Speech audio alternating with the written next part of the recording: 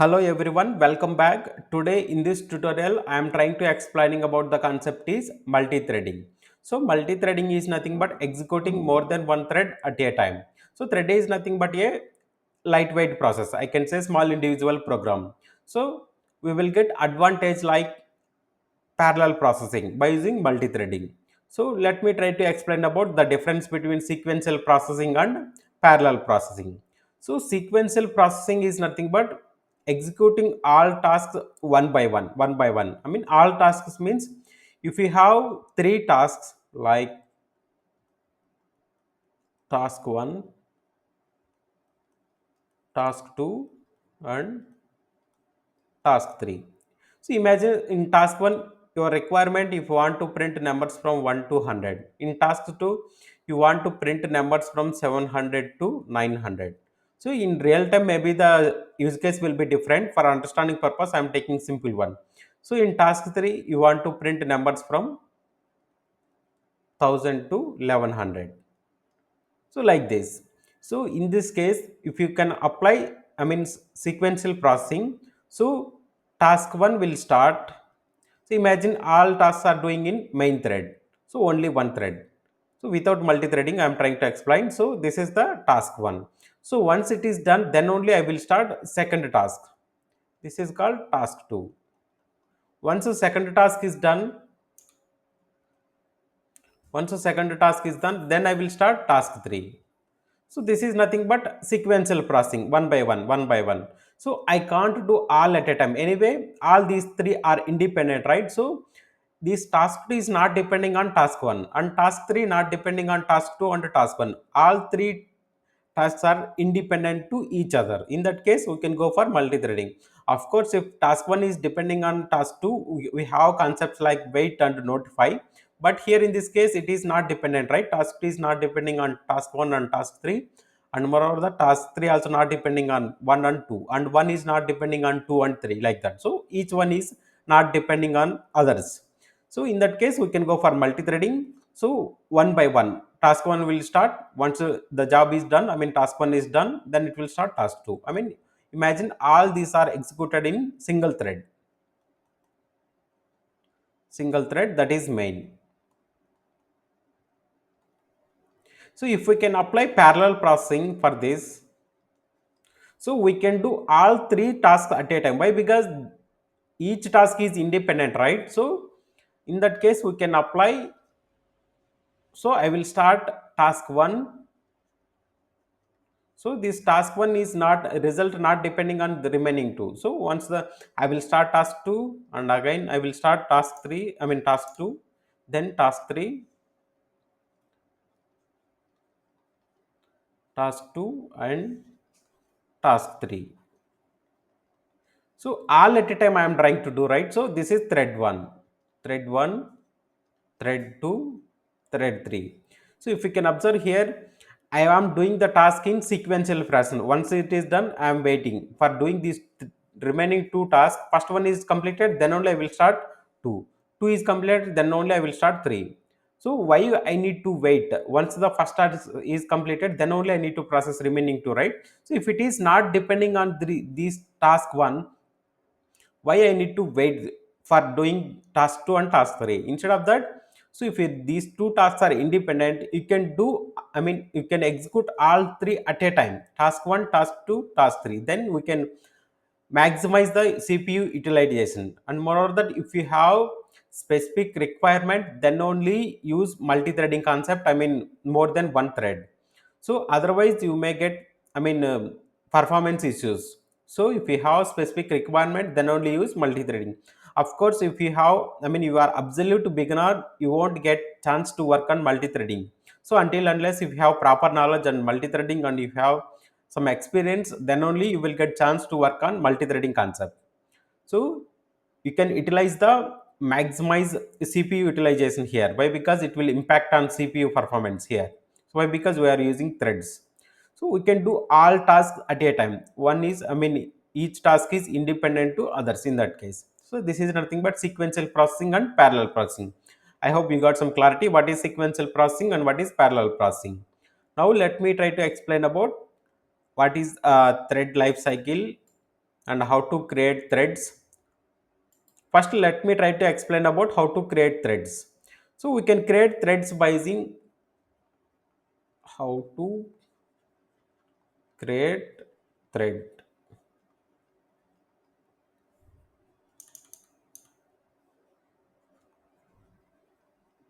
So we can create thread by using two ways. First one is by using thread class, and second one by using runnable interface. So runnable is an interface, right? So any class, you can extend that thread class, any class, my custom class. So by using extending thread class, by using implementing runnable interface. These are the two ways to implement thread. So now if we have any class, if we can take any class name, here I am trying to take foo, extends thread.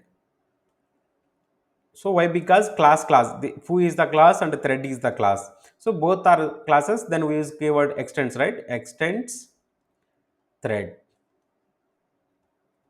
Then we need to override one method that exists inside thread class, that is void run. So public, so that is the default implementation, public void run. You need to write your own business logic here. So whatever I explained, task 1, task 2, task 3, right? All your task, I mean your logic, thread logic, you can write here inside that method, then it will execute in different thread, not in main thread. So this is the method, I mean run method, return type is void. So once we extend thread class, you need to override run method. So this is the step 1. Step 2, then we need to create object for current class, I mean thread class we can create, then you can pass current class object also. So first we need to create object for thread class, I mean current class, then we can pass that reference to thread class constructor. So let me try to write, I mean try to create object for current class. So here, so this is my class object reference f. Now I can create thread class constructor, I mean thread t is caps. So new thread, I am trying to pass my current class reference. So this is step 3. Now we need to call t dot start.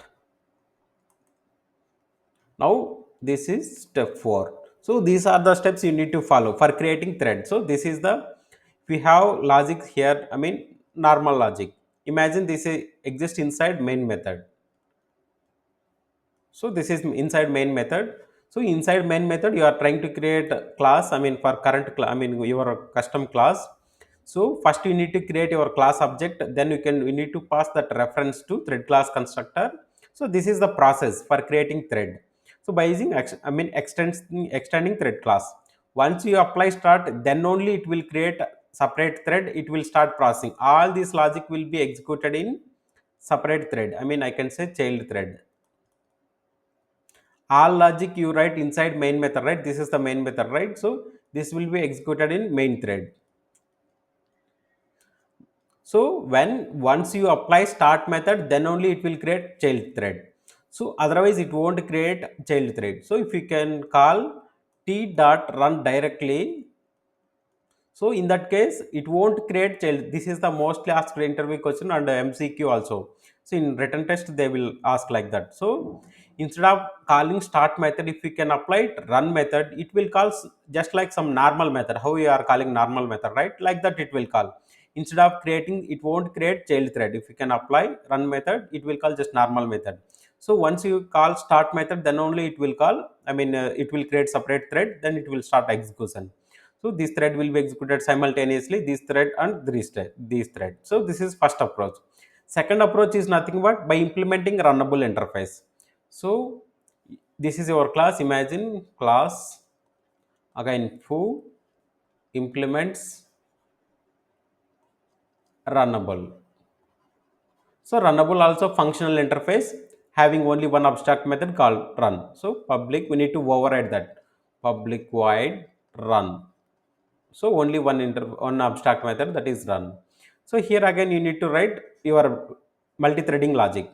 So inside main, Imagine, so here you are trying to create reference for that runnable. So runnable r equal to new your class. Runnable as an interface, right? We can't create object for interface.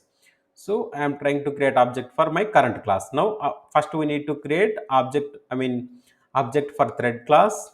So for thread class constructor you need to pass your current class reference. This one, current class reference means this is the full class, right?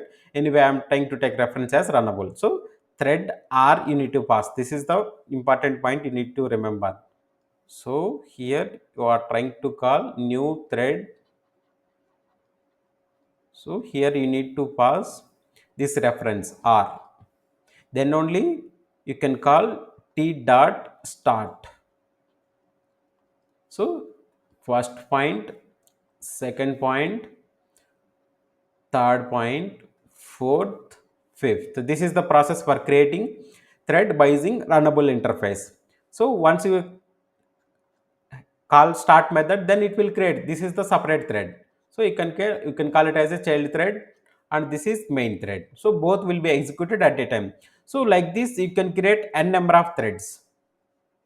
So instead of all doing this kind of process, we can, from 1.8 onwards we can simplify by using that lambda expressions, right? So runnable is then functional interface. So instead of doing that, so if my class name is foo, so I don't want to implement runnable. So straightforward I can implement. So runnable or this reference, the runnable as an interface, right? We need to override run method. So for that run method implementation I am trying to use lambda expression. So instead of writing here implements overriding this kind of headache, so just a simple runnable is an functional interface. Wherever functional interface there, we can write lambda expression for corresponding functional interface abstract method implementation. Here you can write child logic, child thread logic, you can write here whatever it may be. Then inside main method you can create object for your class, same process. So once you have reference to your class, new something, your class name. So once you have, then we need to pass this new thread of your reference name f. Then this is, imagine the reference have t dot start, same process. I will show you that, I will write an example, I will explain in detail. So by using lambda expression instead of implementing runnable interface. So this is about creating thread by using thread class, by extending thread class and by using implementing runnable interface. Two ways we can create thread. So next one is thread life cycle. So let me try to explain about thread life cycle. We have different states in thread life cycle. Let me try to explain one by one. So first state is newborn state. Newborn. First one is newborn. Next one is ready. Ready state. Next one is running state. So finally dead state. So these are the different states for thread. So let me try to explain one by one. So when you are trying to extend thread class or implements runnable interface, that is newborn state. Once you create run method, then it is ready. Once you apply start method, once you call start method, then it is ready, running state. So finally once you call destroy, so we have one method called destroy. So to stop the thread, it will went to dead state. Destroy is the method to stop the thread went to dead state. So this is the life cycle. At the time of running we have some methods like, so if you want to pass some time, so imagine if you want to pass some time, so in that case we have method called sleep. Like with it is expecting some parameter like how much time, how many milliseconds if you want to pass, then it will went to sleeping state. So once that corresponding duration is done, imagine if you want to pass 10 seconds. So once it will sleep for 10 seconds, once 10 seconds is done, again it will start ready and it will run. So this is called sleep method. If you want to pause some time, so if you want to pause some time depending on your requirement, you can apply sleep method, then it will wait. It will, instead of waiting, we can also, it will sleep, so corresponding duration, then it will start again execution. So and we have one more method called wait. So this wait method can be used inter-thread communication. So if we have more than one thread, so in that case, this is thread 1, thread 2. So this thread 1 result depending on thread 2. In that case, we need to apply, I mean, this wait method. So it will wait. So in that case, we will call it as a waiting state. So this is called waiting state. So once the waiting state corresponding other task is done, we can call notify. Notify is the method. It will notify corresponding thread. Then it will again start execution. Again, we have some more methods: suspend, resum. So for each specific requirement, we have number of methods are there. So this is about wait. We have some overloaded method in object class, right? So like wait is a overloaded method, right? Wait and notify also overloaded method. Like notify all, wait. These are the some methods from object class. So this is about some, I mean, this is about life cycle about thread. So at the time of executing, at the time of running, so we have some n number of methods. So depending on your requirement, you can use that: wait, sleep, suspend, resum. These kind of methods will be there. Now let me try to write example about multi-threading. So for that, I already created one package called multi-threading here. So inside this, let me try to write example about multi-threading. So let me try to maximize this. So first approach is by extending thread class, right? Second approach is by implementing runnable interface. Let me start with first one. So extending thread class extends thread. So you won't get any compilation error, but we need to override. Shortcut key is Alt Shift S V. So we need to select corresponding method. I want to override run method. So checkbox we have here, right? So select that run method, then click on apply. So here you need to write your own logic. So depending on your requirement. So here what I want to do, I want to print numbers from 1 to 100. So I am trying to write that logic inside run method. So 1 to I less than or equal to 100 and I plus plus. Now let me try to print that numbers along with the thread name. We have some methods like get name. Inside that, let me try to write first, then I will explain. So inside thread class, thread dot current thread is one of the method. From that method, we once we got the thread by using that current thread, we will apply get name. So current thread name and some, I mean, I am trying to print that corresponding number here. So this is the first step. We need to extend thread. Second step, we need to override. Next one is we need to create object. So anyway, JVM will call first main method, right? For that, we need to first implement, I mean, write main method. So from main method only we can invoke, I mean, from main thread only you can invoke child thread. So I want to execute this logic in separate thread. So let me try to write same logic, I mean, some different requirement. I want to print numbers from 700 to 900. So in that case, we have, this is the task 1. Imagine this is the task 1 and this is task 2. Now I have two tasks. I don't want to print numbers from, I mean, let me try to run first. I am not using, I'm not creating thread in that case. So if I can call directly run method here, I think inside static area we can't call directly non-static method. So for that, let me try to create object for this one.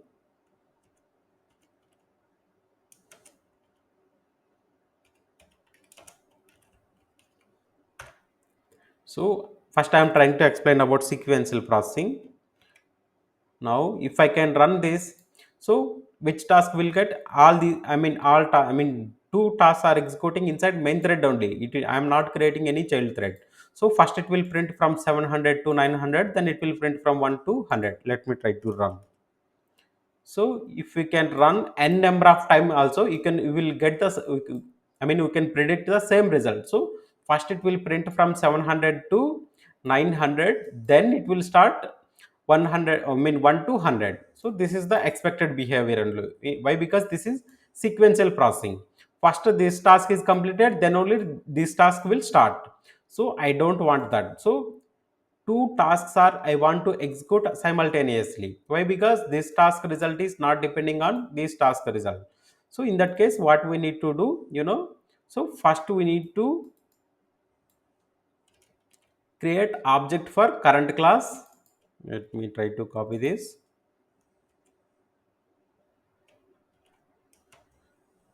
So multi-threading example reference I'm trying to provide, new thread.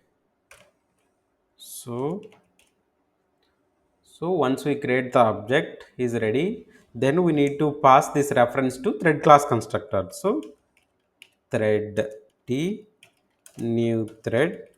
So thread class parameterized constructor. I am trying to pass my current class reference. Now I need to call start method. Till now I extended thread class, overrided run method. Till now it is not creating new thread until unless you call t dot start. Once you call t dot start, then only it will create child thread. So t dot start. Now child thread will be created. Now task 1 and task 2 will be executed simultaneously. Now let me try to run. So instead of main we will get some child thread name. So and moreover that we can't predict which thread got first chance to execute. So and moreover that we can't predict the order. Let me try to run. So first here, I think child thread got chance. First main thread. So at the time of printing, 707 again child. I think thread one is the child thread, main is the main thread. So you can observe here. So zigzag fashion, right? First, 700 to 707 we got, main thread got chance to print numbers from 700 to 707. Again child thread got chance. Once the print only one number, again main thread got chance. Like this we can't predict the order. So but anyway task is doing simultaneously, right? You are saying absolutely here. So child thread main thread, again four times child thread, again main thread. So different, both threads are executing simultaneously. If you can observe here, this is the live proof about multi-threading.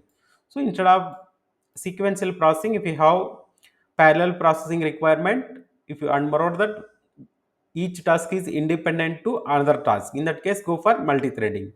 So by using, here I am trying to explain first approach, extending thread class, override run method, and create object for current class, pass that reference to thread class constructor, then apply start method. If you can call t dot run, so in that case it won't create. This is one of the mostly asked interview question. If I can run now, so it won't create separate thread.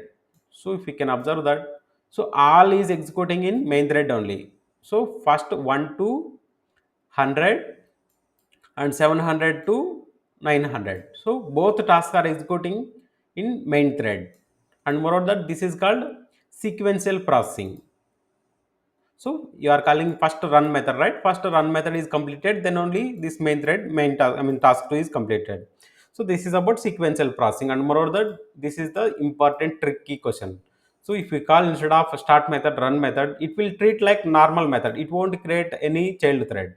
Once you call start method, then only it will create child thread. So this is about first approach. Second approach is by extending, by implementing runnable interface. So if I can remove this, I will write implements runnable. Same runnable also having run method. If you can observe here, this is the runnable is a functional interface. Anyway, it is from since 1.0. So functional interface introduced in 1.8, right? So before 1.8 also some interfaces are there. Runnable, comparable, comparator, these kind of some interfaces which is having only one abstract method. From 1.8 onwards they make that interface is functional interface. Why? Because anyway it is having only one abstract method, right? That's why they make it as a functional. So now this is the, once I implement runnable, I am trying to override here. So now I don't want to create this kind of concept. I mean, instead of that I can create here runnable. So why? Because I'm trying to implement by using runnable interface, right? Now I can pass here run, I mean our corresponding reference. So t dot start. So if I can run, observe the output. So this is the second approach. So again I'm getting the, here if you can observe, first child thread got chance, printing 1 to 8, again main thread, again child thread, main thread, child thread, like this. We can't predict the order. And moreover that, in previous case it is, I mean, main thread get the chance, right? In this case child thread get the chance first time. So this is about second approach by implementing runnable interface. And moreover that, if you don't want this implementation concept or extending concept, and moreover that is overriding writing this void run method and implementation, we can implement that corresponding lambda expression. Why? Because this is functional interface, right? And moreover that, we have two approaches, right? Which approach is best if someone will ask? So implementing runnable approach is the best approach. Why? Because once you extend the thread class, you can't extend one more class. In that case some inheritance advantage we can lose. So in that case, once you implement runnable, you can extend any some other class also. So that's why runnable, implementing runnable interface is the best choice. And moreover that, if you don't want this kind of lengthy code, so this kind of lengthy code, so let me try to implement that logic here itself. So let me try to put that first. So implements runnable, overriding run method. So this is some lengthy concept, right? So we can optimize the number of lines. So let me try to do that. So runnable is a functional interface. We can do its implementation abstract method by using lambda expression. So what I can do, instead of this object creation, directly I want to provide implementation of lambda expression. So runnable interface run method won't expect any parameter run. So it is not expecting any parameter and return type is void. So that's why I am trying to provide only empty braces here. So inside this, what is my logic? I can copy this logic, I can put here. So I can remove this code now. I mean, implements runnable, overriding this kind of, now the code will be very clean, right? Let me try to align properly. So now if you can observe this, the code will be very clean. Instead of implementing some number of lines, I mean verbosity will be decreased. Now if I can run, I will get same result, no problem. It won't affect any difference in result. So let me try to run one more time. So now let me try to observe the output. So in this case, previously child thread got first chance, right? Now main thread got first chance for printing from 700 to 705. Now again child thread got chance. Now one by one, like this. So we can't predict the order. Sometimes it may get, here if you can observe, one by one, but so here if you can observe, from 716 to 725, 729. So one time child thread, one time main thread, it is executing. Again here order is changed. Three times child thread got chance. So this we can't predict the order, and moreover that we are achieving parallel processing by using multi-threading. So moreover that, this is the optimized example. So you are providing lambda expression for runnable run method implementation. So this is the best approach, and in simple way you can create separate thread. So this is about basics. What is thread, what is sequential processing, what is parallel processing, thread life cycle, how many ways to create a thread, and what is the best approach, and corresponding, I mean runnable interface corresponding implementation of lambda expression. So in coming videos I will explain about completable feature and some in-depth concept like thread priorities, completable feature, and some extra concepts, so whatever present inside that multi-threading. So if you like the content, hit on like button and subscribe Programming KT. Thanks for watching.